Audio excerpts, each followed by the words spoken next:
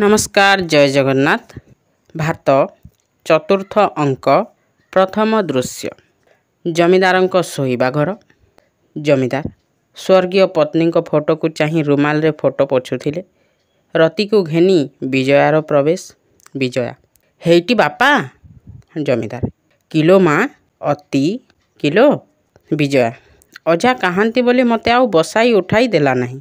खबर कागजटाए पढ़ुथिली जे। जमीदार हई गो मिस अतिवाला तमे नाच गीत सबु शिखिच। तुमको गोटाए थिएटर वाला को बिकिदेवा। रति तमे चिड़ेइले सेमिति मु चली जाउछि। जमीदार आलो नाई म आ गाइलु गोटे गीत देखी। रति आउ मते आसीबो नाई। विजय छी सेमिति गोटाए कौन। जमीदार ताहेले मु तो अजा हेबी नाई। रति बिजी को कौन गाइबी मौसी। विजय गीत पद कहीदेले। रति सेतिरे तो नाच अछि। विजय हौ नाचुन। जमीदार सते तो मु तो नाच देखी नहीं। रति उठी पुणी बसी पड़िला। जमीदार देख मो कथा न रहिले मु तम घर को जीवी नहीं कि तो अजा हेबी नहीं कि तोते कथा कहिबी नहीं। रति माउसी घुंगुर। विजया घुंगुर आनी रति गोड़े बांधी देला। अति गीत गाई नाचिला। जमीदार बिजी को देख देख माँ रति को देख। इतिमध्य विपिन गुमास्ता आसी उंडीछि बिड़ाए कागज पत्र धरी। जमीदार देखिले ताकू। रतिर नाच बंद हो गला ताकू देखी। जमीदार अति को किलो नाच बंद करदेलु जे। विजय लाज माड़िला ताकू ना कौन। जमीदार ओ गुमास्ता को देखी अच्छा बेस बेस अति की मोर खूब पसंद है। आउ ता बापांकर भावना नहीं बर खोजा को। अति एई बुढ़ा बरटा को कही कही दौड़ी पलाइला। विजय रह रह पलाउछु कुआड़े। घुंगुर पुड़ाक गोड़े अछिलो। उठी चलीगला। गुमास्ता आसी कागज पेश कला जमीदार आगे। जमीदार देखी गोटे अकल नाई तुमर। एईटा तुम मानकर घर बाहाघर नुहे जे 5-25 रे काम चली जीव। गुमास्ता आज्ञा हाँ। जमीदार कौन आज्ञा हाँ। गुमास्ता आज्ञा सेई कथा कहूची परा। जमीदार कहूच तो आदाय कहीं आमर एई घरे तो फेर बाहाघर होईची। आमर गोटाए बाहाघर माने इलाकार 5 बरसर आदाय एकाथर के घर को आसीब। गुमास्ता आज्ञा हाँ। जमीदार चिड़ी गले फेरे से आज्ञा हाँ। गुमास्ता आज्ञा हाँ सेमिति हुए। जमीदार सेमिति हुए तो जान आउ तमे करूछ कौन। इलाका उपरु जेबे। गुमास्ता कागज ओलटाई तर तर करी कहिला आज सरपोखरी मौजारू तहसिलदार पठाइचंती 142 टंका। जमीदार सरपोखरी मौजारू मोटे एई आदाय बड़ मौजा सेईटा 1000 टंका निकुच्छ पक्षे हेबा उचित। घर पिछा केते लेखाएं मागणा बसीछि। गुमास्ता मु तो कही पारिबी नहीं। जमीदार सेई इलाका तहसिलदार को तलब कर काली भितरे आसे मो संगरे देखा करिवे। जा एई खणी हुकुमनामा लिखि आण। गुमास्ता आज्ञा चली गले। जमीदार केते गुड़िए लंबा लंबा तालिका ओलटाऊ ओलटाऊ किए अछि रे। विपिन नेपथ्यरु आज्ञा बोली कही कागज कलम धरी पुणी आसिले विपिन। जमीदार किछि काल परे कागजरू मुह उठाई हाँ कलिकता चिट्ठी गला। गुमास्ता कलिकता। जमीदार हाँ टी पार्टी लगी मने नाही टी मु जाने। गुमास्ता आज्ञा ना। जमीदार आज्ञा ना मु जाने नाही बोली कहूच। गुमास्ता आज्ञा चिठीटा हेईटी पॉकेटरू काढ़ी देखाइले। जमीदार जाओ पठाई दियो सांगे सांगे 300 लोकंकर बराद मने रहिबो ना फेर। गुमास्ता चली जाऊ जाऊ आज्ञा आज्ञा। जमीदार आउ से हुकुमनामाटा आण बेगे। विजय आसीछि। जमीदार अति गलाणी किलो माँ। विजय हाँ बापा। जमीदार अच्छा तू देखिलु एई necklace up to date aristocrat fashion ए हेले चलिबो तो आजिकालीर माने बेस।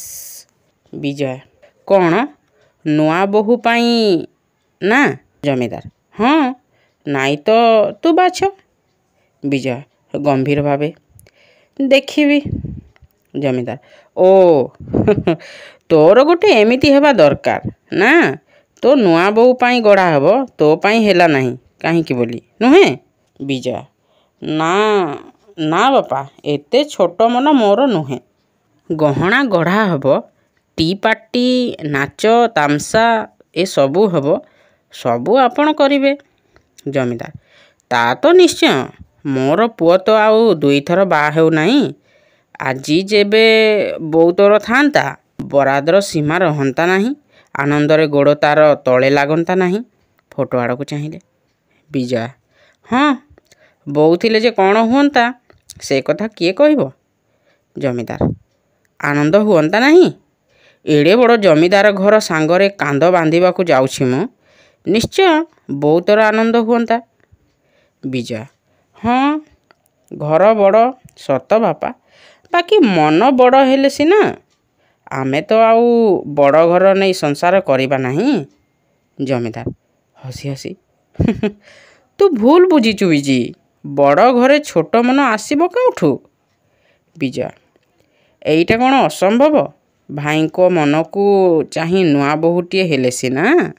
ଜମିଦାର ହସି ଓହୋ, ଏଇ କଥା। ସେ ସବୁ କିଛି ଭାବିବାକୁ ନାହିଁ ବିଜି। ତୁ ଜାଣୁ ପ୍ରତାପପୁର ଭୂୟାଁ ଘର ଧନ ମାନ ସବୁଥିରେ ଆମଠୁ ଯଥେଷ୍ଟ ବଡ଼। କନ୍ୟାଟି ମାଟ୍ରିକ ପାସ୍ କରିଛି, ଚେହେରା ବି ଶୁଣିଲି ଖୁବ୍ ସୁନ୍ଦର। ପିଲାଟିକୁ ଆମ ଅତିର ବାପା ରସାନନ୍ଦ ବାବୁ ଦେଖିଛନ୍ତି ଜାଣୁ। ବିଜୟ ହେଇଥିବ, କନ୍ୟା ରସାନନ୍ଦ ବାବୁଙ୍କ ଆଖିକି ସୁନ୍ଦର ହୋଇପାରେ, ପ୍ରତାପପୁର ଜମିଦାର ଘରର ଧନ ମାନ ଆପଣଙ୍କ ଆଖିକୁ ଖୁବ୍ ବଡ଼ ହୋଇପାରେ, ସେ ତ ଅଲଗା କଥା। ଜମିଦାର ଅଲଗା କଥା? ତୁ କ'ଣ କହୁଛୁ ବିଜି? ଏଇତକରେ ତ ମୋର ଆଉ ସରିଯାଉ ନାହିଁ। ଏତିକି ବେଳୁ ମୋତେ ତ ଫେର ତୋ ପାଇଁ ବାଟ ଠିକ୍ କରିବାକୁ ପଡ଼ିବ। ବିଜୟ ସେ ତ ବହୁତ ଦୂରରେ। ଜମିଦାର ଦୂରରେ? ଦୂରରେ ଆଉ କ'ଣ? ମୁଣ୍ଡକୁ ମୁଣ୍ଡ ପକାଇବାକୁ ହେଲେ ତ ଫେର ସେମିତି ଖରଚ ଦରକାର। ବିଜି ଖର୍ଚ୍ଚର ତ ଗୋଟେ ସମୟ ଆଉ ସୀମା ଅଛି ବାପା। ଦେଖିଲ କାଗଜଟା ବଢ଼ାଇ ଦେଲା। ଜମିଦାର ଧରି ପଢ଼ି ଓ ଏଇ ଗୋଟେ ଓଡ଼ିଆ କାଗଜ, ୟାର ଗୋଟେ ମତ 5ଟା ଲୋକ ଏକାଠି ହେଲେ ଯେ ଲେଖେ ଗୋଟାଏ ବିରାଟ ସଭା। ଛାଡ଼ ଛାଡ଼, ଏଗୁଡ଼ାକ ତୁ ପଢ଼ୁ କାହିଁକି? ମୁଁ ଏସବୁ କିଣେ କାହିଁକି ତୁ ଜାଣୁ? ମାନେ ଖାଲି ସମୟ କିଲ୍ କରିବା ପାଇଁ। ଭାତ ଗଣ୍ଡାକ ପାଇଁ ଥୋକେ କାଗଜବାଲା ସତକୁ ମିଛ, ମିଛକୁ ସତ ଲେଖି ଲୋକଙ୍କ ଆଖିରେ ଧୂଳି ଦେଇ ବସୁଛନ୍ତି। ଆଉ ଲୋକେ ଏଗୁଡ଼ାକ ଅଲୁକର ଦେଇ କିଣନ୍ତି। ଯା ତୁ ଯା, ଏଇ କ୍ୟାଟଲଗ୍ଟା ନେଇଯା, ଭାଇକି ଦେଖାଇ ଗହଣାଗୁଡ଼ା ପସନ୍ଦ କରିପକା। ଆଉ ଦିନ ନାହିଁ ଯେ, କାରିଗର ତ ଫେର ଗଢ଼ିବ। ନେ ଯା। ବିଜୟ ମୁଁ କହୁଥିଲି କ'ଣ କି, ଭାଇଙ୍କର ମତ ଟିକିଏ। ଜମିଦାର ଆରେ ତା ମୁଁ ବୁଝିଲି, ସେଇଆ ତ ମୁଁ ଚାହୁଁଛି। ମୁଁ ତ ଆଉ ପଚାରି ପାରୁନାହିଁ ତାକୁ, ତାହାର ପସନ୍ଦଟା ଅନ୍ତତଃ। ବିଜୟ ମୁଁ ସେ କଥା କହୁନାହିଁ। ଗୁମାସ୍ତା ଆସିଲା। ଜମିଦାର ଆଚ୍ଛା, ତୁ ଆଗେ ବୁଝିଆ, ତାପରେ ଗୁମାସ୍ତା ପ୍ରତି। ହଁ ଆଣିଲ? ଗୁମାସ୍ତା ଟେବୁଲରେ ଚିଠି ଥୋଇ କଲମ ବଢ଼ାଇ ଦେଲା। ଜମିଦାର ଦସ୍ତଖତ କଲେ।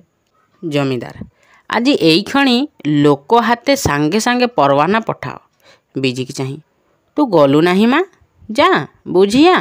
ଗୁମାସ୍ତା ଚାଲି ଯାଉଥିଲା, ତାକୁ ପୁଣି ଡାକି ହଁ ହଁ ଶୁଣ, ଗୋଟେ ଲୋକ ପଠାଇ ଦିଅ ଓଡ଼ିଶା ଆର୍ଟ ହାଉସ୍କୁ, ଜଣେ ଭଲ କାରିଗର ଦରକାର। ଅର୍ଡ଼ର ବୁଝି ନେଇଯିବ। ଗୁମାସ୍ତା ଆଜ୍ଞା ପ୍ରସ୍ଥାନ କଲା। ବିଜି କିଛି ନ କହି ଚାଲି ଯାଉଥିଲା। ଜମିଦାର ଆରେ କ୍ୟାଟଲଗ୍ଟା ନେଇଗଲୁ ନାହିଁ, ଚାଲିଗଲୁ। ତୁମମାନଙ୍କର କେମିତି ଯେ ମନ। ନେ ନେ, ଉଠି ହାତକୁ ବଢ଼ାଇ ଦେଲା ବେଳକୁ ବିଜି ଚାଲି ଯାଉଥିଲା କହି କହି। ବିଜୟ ସେଇଟାକୁ କାହା ହାତେ ଭାଇଙ୍କ ପାଖକୁ ପଠାଇ ଦେବେ ଆପଣ। ଜମିଦାର ଟିକିଏ ଚାହିଁ ବିରକ୍ତ ହେବା ପରି ଫେରି ଆସିଲା ବେଳକୁ ଦେଖିଲେ ଦାମା। କ'ଣ ଯେ ଏମାନେ। ଦାମା ପ୍ରତି କିରେ ଖବର ନେଲୁ କିଛି? ଦାମା ଶଙ୍କିତ ଭାବେ ନା। ଜମିଦାର ନା ନା ମାନେ? ଦାମା ଗାଁ ସାରା ଖୋଜିଲି ଆଜ୍ଞା, ଦୁଆରେ ତାର ତାଲା ବନ୍ଦ, କୁଆଡ଼େ ଗଲା କେହି କିଛି ଜାଣନ୍ତି ନାହିଁ। ଜମିଦାର ତୁ ତାକୁ ଠିକ୍ ଏଠିକି ଆଣିଥିଲୁ ତ? ଦାମା ଆଜ୍ଞା ହଁ, ଖାଲି କ'ଣ ଆଣିଥିଲି, ଆଣି ଘରେ ଏକାବେଳେ ତାଲା ଦେଇ। ଜମିଦାର ତାହେଲେ? ଦାମା କେମିତି ଯେ କୁଆଡ଼େ ଗଲା, ତାଲା ଛାଏଁ ତାଲା ବନ୍ଦ ଅଛି, ଘର ଶୂନ। ମୋତେ ଲାଗୁଛି ସେ କ'ଣ କିମିଆ ଜାଣିଛି। ଜମିଦାର କିମିଆ? ଦାମା ଆଜ୍ଞା ହଁ, ତା ନହେଲେ ସାନ ବାବୁଙ୍କ ପରି ଯୋଗା ବାବୁ। ଜମିଦାର ଚୁପ୍, କିମିଆ ଜାଣିଛି ସେ ନା କିମିଆ କରୁଛୁ ତୁ ମୋ ଆଗରେ? ଯା ଦେଖ ତାକୁ ଖୋଜି କରି ଆଜି ମୋତେ ଖବର କର। କହିଲା ଆଣି ଘରେ ତାଲା ବନ୍ଦ କରିଥିଲି, ଆଉ ସେ କ'ଣ ବନ୍ଦ ଘରୁ ଉଭେଇ ଗଲା? ଯା କେଉଁଠି ତାକୁ ରଖିଛୁ ମୋତେ କହିବାକୁ ହବ ତତେ। ଦାମା ଆଜ୍ଞା ମୁଁ। ଜମିଦାର ଚୁପ୍ ରହ ବଦମାସ, ଖେଳୁଛୁ ମୋ ସାଙ୍ଗେ ନା? ଯାହା ହେଇଛି ସବୁ ତୋରି ସଲ୍ଲାରେ ହେଇଛି। ଯା ଜଲ୍ଦି ଖବର ଆଣ ସେ କେଉଁଠି ଅଛି। ଦାମା ହଜୁର ମା ବାପ ମୁଁ ଜମା ଜାଣିନାହିଁ, ମୋତେ ଯେଉଁ ନିୟମ ଦେବେ।